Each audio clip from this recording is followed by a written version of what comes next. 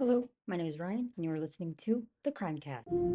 In this show, we will talk about true crime cases, unsolved mysteries, and cryptid creatures from all over the world, from the mountains of the Himalayas to the suburbs of Los Angeles. And welcome to our 15th episode, and welcome to our Halloween special of the CrimeCast. And this is also part 6 of me covering some of the most haunted locations in almost every US state. In today's episode, we will be making our way down to one of the 13 original colonies, Massachusetts, to the small town of Fall River to visit the Lizzie Borden house, where another axe murder took place that inspired a nursery rhyme. And I'm back. School, work, etc. has been all on the way. And also, today's drink, I think this is going to be a cool thing to do, is announce what I'm drinking while recording these. So today's drink is the pumpkin spice latte from Starbucks because even though I know all of the politics side of everything, I don't want to bring politics unless I have to in this show. But of course, with all the politics aside, the pumpkin spice lattes from Starbucks are fucking addicting. I'm sorry, I just have to say it. They're the best drink ever there, as well as their vanilla sweet cream cold brew. I'm a whore for those ones as well. But you don't care about that. You care mainly about what I'm talking about. So let's get into it. I also want to know if you hear any puppy sounds in the background. We just got a new dog, so she's kind of yappy. So I'm very sorry if you hear any of that. Now, if you don't know the nursery rhyme for this case, it goes something like this. Lizzie Borden took an axe and gave her mother 40 whacks. What she saw, what she had done, she gave her father 41. This actually has a lot of false and factual information to it, but we will get into those later on in the episode. The background. Lizzie Andrew Borden was born on July 19th, 1860 in Fall Rivers, Massachusetts to Sarah Anthony Borden and Andrew Jackson Borden. Lizzie's mother would die 3 years later in 1863, and 3 years after that, Andrew Borden would remarry to Abby Durford Gray. Lizzie believed that her stepmother married her father due to his wealth, since at the time Andrew Borden was one of the most wealthy people in Fall Rivers. Now, I do want to note that Lizzie and her older sister Emma Borden called their stepmother Mrs. Borden, so I'll be referring to her as Mrs. Borden, while I will be using Mr. Borden and Andrew Borden interchangeably for their father. It was reported by the Borden's maid, Bridget Maggie Sullivan, that both Emma and Lizzie rarely ate with their parents. Now, from this point on, I will be calling their maid Bridget because that's what the family preferred. Wait, their maid Bridget, I will actually be referring to her as Maggie because that's what the Bordens called her. During this time, Andrew Borden, alongside many of his family members, were some of the most wealthy residents of Fall Rivers. But Andrew was known as being very frugal, and to the point that the Bordens had no indoor plumbing and lived in an affluent area, meaning they didn't live where other rich people of the town lived. They lived in more of the poorer side or the middle class side. The Borden girls grew up very religious and would become very involved with the church. Lizzie would teach actually Sunday school for immigrant children as her job. Tension. As stated before, Lizzie and Emma didn't like their stepmom and would refer to her as Mrs. Borden. So this created some tension between the women. Now I do want to note that I couldn't find any information that stated when the tension started, but it doesn't seem like there was any during the childhood. It seems that in the months before the murders, there was tons of tension within this family. The sisters had become mad after finding out that their father was giving members of Abby's family real estate. After finding out that one of Abby's sisters was given a house, the sisters demanded they receive a rental property. So basically, what this meant is that their father would buy a house, or they would buy a house, and they would rent it like from their dad. So their dad was in the dad's name, and they rented it from him. So they would buy the home or receive this home for about $1, and in today's money, that's around $34 US. They would live in this house. So this house actually the girls lived in until the death of their mothers. So what that means is that this house was basically their first house that they lived in before the main house that they live in at the time of the murders, if that makes sense. But just a few weeks before the murders happened, they would sell the property back to their father for $5,000. That's going to be around $170,000 in today's money.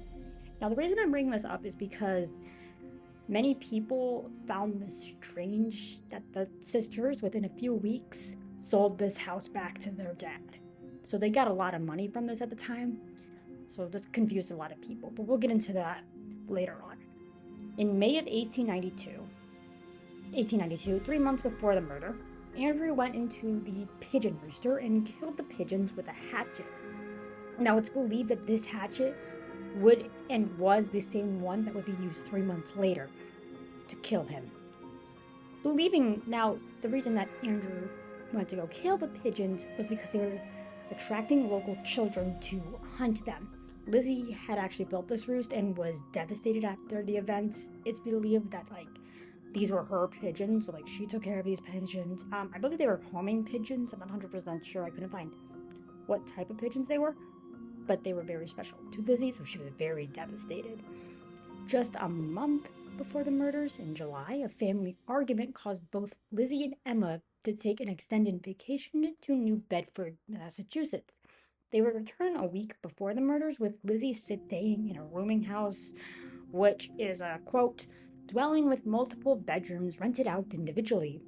Tenants usually shared a kitchen and a bathroom, end quote, for about 4 days before returning home. Just days before the murders, the family had fallen ill, so now they're sick. This is very weird, but we'll get into all of this later on, like I said. On August 3rd, Abby called up Dr. Seabury Bowney, fearing she was being poisoned.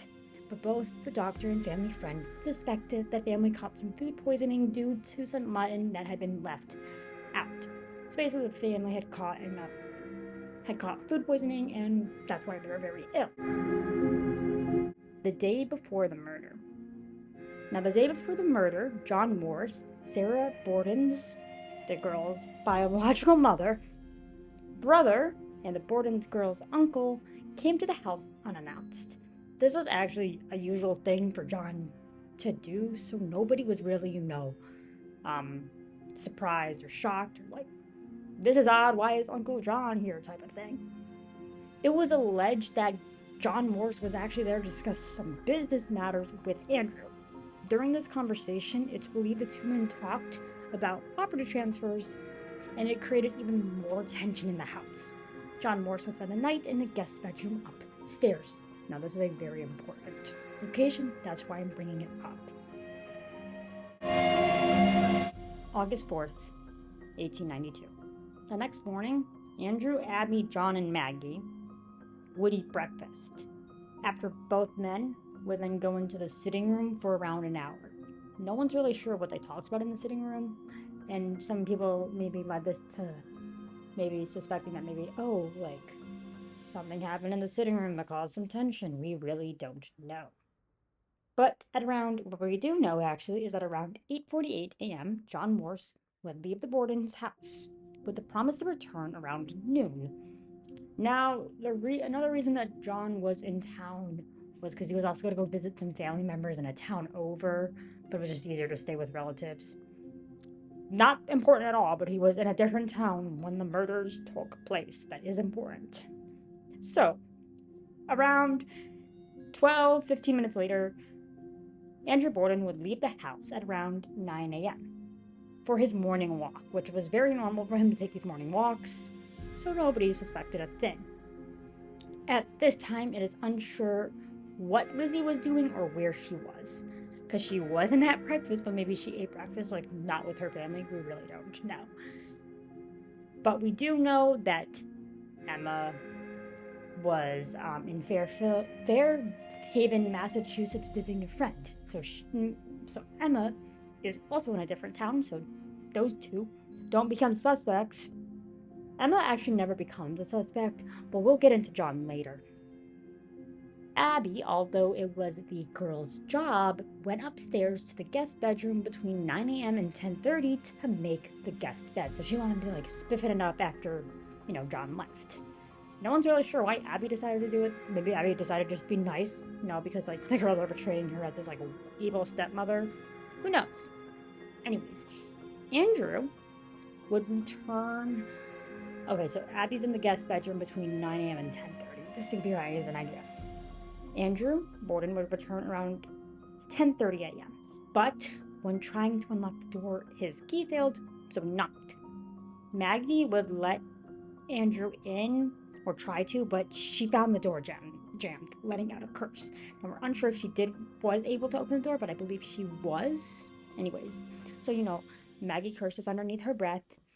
Later on, Maggie actually remembers hearing Lizzie laugh after she cursed. Like she remembers hearing Lizzie laughing, and she noted how the laugh came from upstairs. But in Lizzie's version of the story, she said she wasn't even upstairs, and that when her father came in, or whoever let her dad in, or however he got in, no one's really sure because nobody remembers, or somebody's hiding something. She does remember her dad noting the absence of his wife. So he asked Lizzie, where's my wife? Or like, where's your mom? Lizzie stated that Mrs. Borden had left the house after receiving a note about a sick friend. Literally, that's it. Well, Maggie says she remembers taking off Andrew's boots and putting on his slippers before he lay down on the sofa to take a nap. This man has the best morning routine ever, besides talking and taking a walk. A nap sounds really good. Anyways, at around 11:10 a.m., Maggie was on the third floor in her bedroom resting when she heard Lizzie yell out for her, saying, quote, "Maggie, come quick, father's dead. Somebody came in and killed him," end quote. So, who do we find? The dead body of Andrew Borden. Andrew Borden would have been found slumped on the couch, having been struck around 10 to 11 times. This is something the rhyme doesn't mention. The rhyme mentions 41, but still 10 to 11, strikes to the head. That's still a lot of striking. Now I do want to put a TW because this part does get a little bit graphic. So if you want to skip ahead around maybe 10, 20 seconds, that's okay with me. You've been warned. So Andrew had been struck with a hatchet-like weapon. No one's really sure if it was a hatchet at that time, but that would later be proven. It is a hatchet that killed him. His eye, which was split in two, suggested that he was sleeping when he got attacked. And also, he was attacked recently based on off of his wound still bleeding. Welcome back, anybody who skipped over, by the way. Now, at this point, Maggie had gone to go fetch Dr. Brownlin, while many neighbors started coming over after hearing Lizzie screaming. I would be one of those neighbors.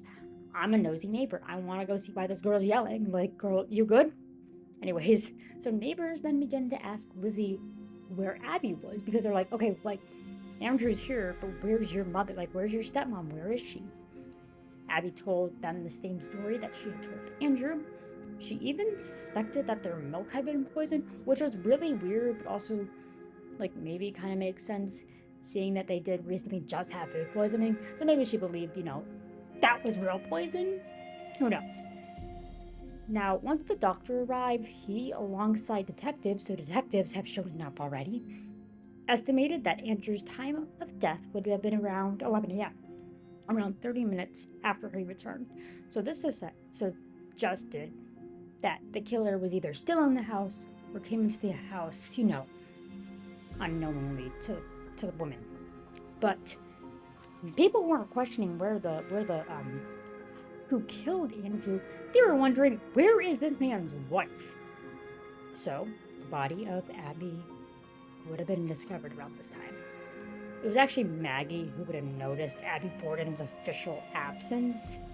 So she went upstairs to check out on her, because that's where she remembers Abby being, in the upstairs guest bedroom. So upon entering the guest bedroom, Maggie found the deceased body of Abby Borden. As stated earlier, Abby had went upstairs between 9 a.m. and 10:30 a.m. This meant she was alone for around an hour and a half. During forensic investigation at the time, which is crazy, but we'll get into that later, or if I, I'll just go on the tangent now. It's crazy that they had like forensic investigations at this time point, but like thinking about fingerprints didn't cross their mind, or like cross contamination, like what? Anyways, so during forensic investigation, it's believed that Abby was facing her killer during the time of the attack. So Abby was first struck in the head, just above her head, so like she wasn't directly hit in the center of her head. It would have been a little bit above the head. This would cause her to turn around and then fall face first into the floor, creating a contortion on her both her nose and forehead. So this just proved that like the force of what like hit her, sort of probably in the forehead area, seeing that she was facing the killer, caused her to fall face first. We're not really sure if it was towards the killer or away from the killer when she fell over. No one's really sure, but I don't even know how the fuck she was facing the killer. This is all confusing, but we'll get into it later. So, she gets hit in the head, turns around.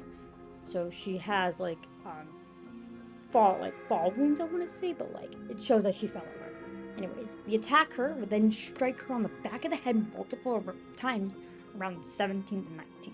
So, of course, less than the 40 axe wounds that's stated in the nursery rhyme, but actually more than Andrew's, even though in the nursery rhyme it says that her father got more wax.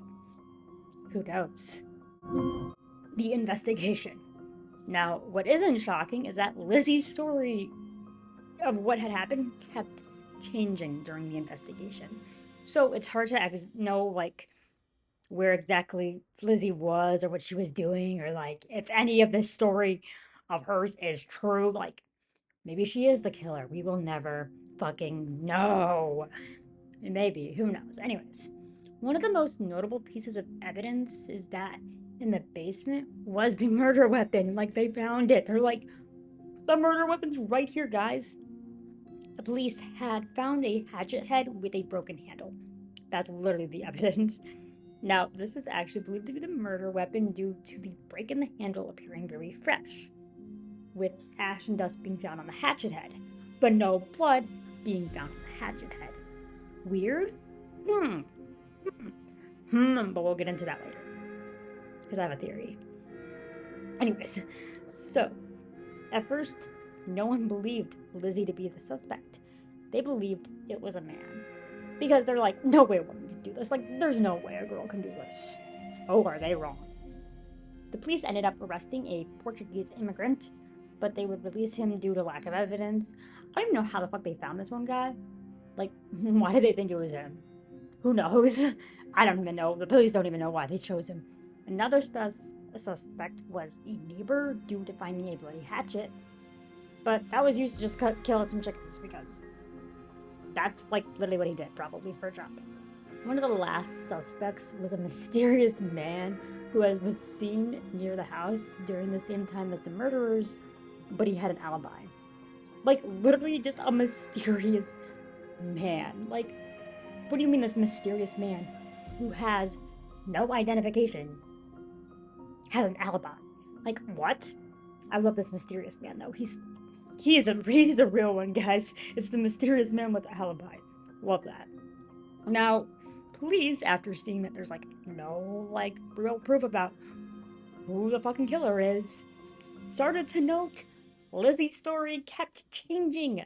So, now also both neighbors and a friend reported that her story kept changing. They're like, you know what, guys? To the police officers, you need to check this girl out. Her story keeps changing. So, neighbors had actually reported that the day before the murder, Lizzie had tried purchasing hydrochloric acid in a diluted form. Okay, how the fuck did a neighbor know that? Either the neighbor was the pharmacist, but it's crazy. So, The neighbors are like, guys, here's some proof that maybe Lizzie was trying to do something. Her reason, now, Lizzie said her reason for buying this was to put an edge on a seal skin cape, but the clerk had refused to sell it to her, saying she needed a prescription. So, like, Lizzie was, like, pissed off. Now, also, during the trial, the local medical examiner said that the acid didn't have any antiseptic properties. So, Lizzie lied, but, like, nobody cared. Now, that night, it's either the night of the murder or the night before, couldn't really tell, John Morse and Lizzie and Emma's friend Alice Russell spent the night. Now, also at this time, John Morse and I believe Emma had returned.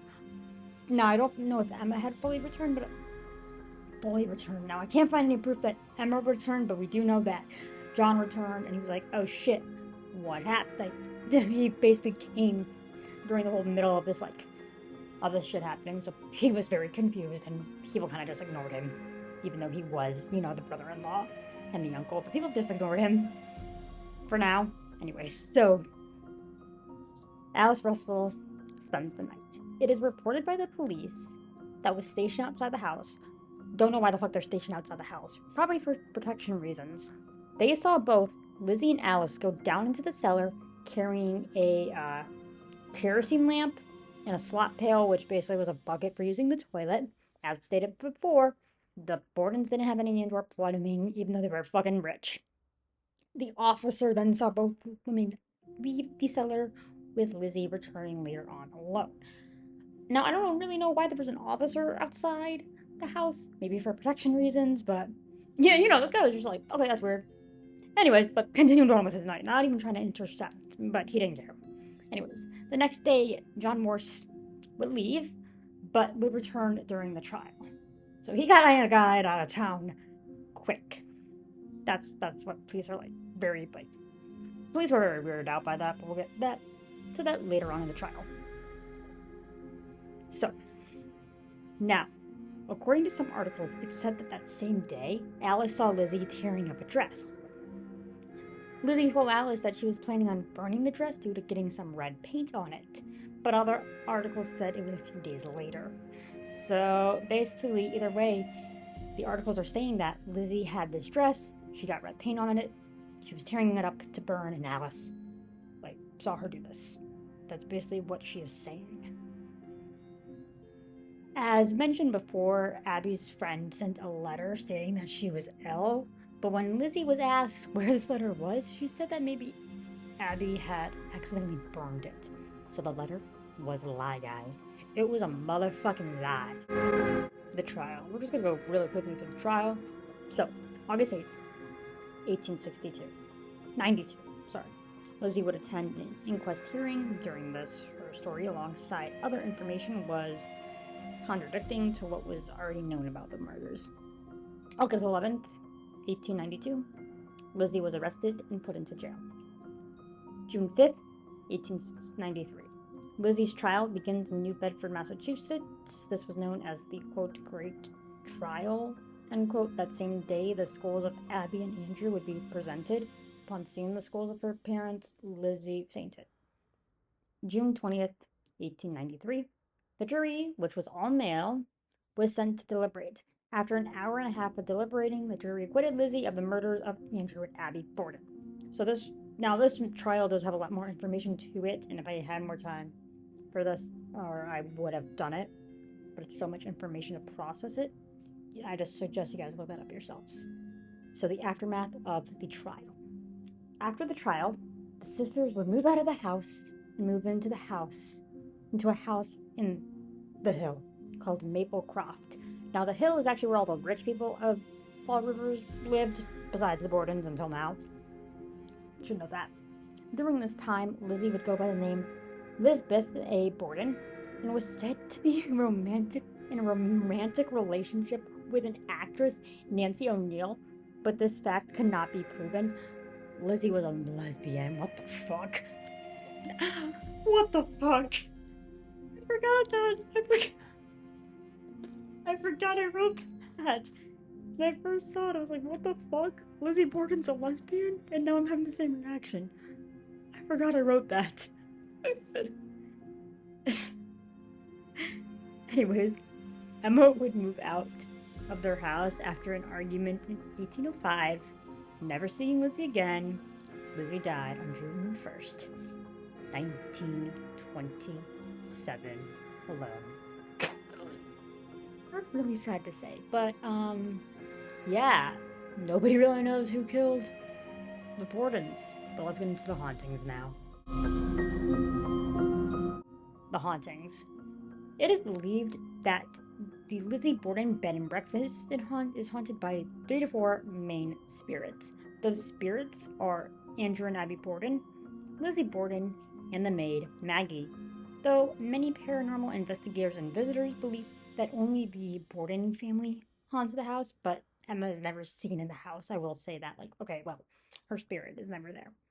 Paranormal activity varies depending on each encounter, though, which is cool, in my opinion. I love hearing that. Now, guests have reported seeing an older woman wandering the house, believing it's the maid or the host of the B&B. Guests will approach the woman only to find themselves alone. It is believed that this is the spirit of Abby going about her chores. Abby is mainly seen in the guest bedroom and the second floor hallway. For guests who stay next door to Lizzie's bedroom, they will wake up in the middle of the night to the sound of crying. The B&B host said, quote, the same crying around the same time of night, end quote. So, guests who report this to the host say, oh yeah, you're not the only ones. You're not crazy, I promise. Now, here is one ghost encounter. Tara Parker told Channel from 94.9 Rome, which is a radio station located in Portland, Maine, her encounter with the ghost of Lizzie Borden. This is her story. Quote, I spent the day touring the Borden house, learning about the history and where the horrible events occurred. I had to be the strange person in the tour group and lay down on the sofa, it's a new one, where Mr. Borden was whacked to recreate the scene for my own personal photo. After the tour, I decided that I wanted to see more, and found out that the Bordens are buried not too far from the house. So I went on another adventure. Now, if you don't know what Lizzie Borden looked like, all you need to know for this story is that she mostly wore a tight bun on her head. I know that it is frowned upon to lay on someone's grave, however, I was young and, I admitted, strange, and I chose to take yet another picture laying on Lizzie Borden's grave. After getting up from the grave, my mother and I were standing with 2 other people that also chose to follow us from the tour to the cemetery, which makes for 4 of us standing there talking. I remember looking out on the grass and I saw 5 shadows. Now, if my math is correct, that's 1 more than 4. There was a shadow standing behind me with their hair in a tight bun. Of course, I quickly turned around and no one was standing there, but the shadow remained. Now, I know that I said I don't believe that Lizzie was the one that murdered her parents. However, I was not sticking around after seeing that. I quickly went to the car. All in all, the only thing I can tell you is that do not disturb or taunt anyone that has passed, especially if they were suspected in a double homicide. End quote. Now, personally, who do I think killed the Bordens? I'm not sure. There was so much evidence pointing to Lizzie, but there's also so much evidence pointing to maybe somebody who broke into the house. Could the killer have been Maggie? Could the killer have been some mystery man? Could the killer have been Lizzie? Nobody really knows who killed this family, this picture-perfect family, basically. And to conclude this episode, I'm not sure who killed the family.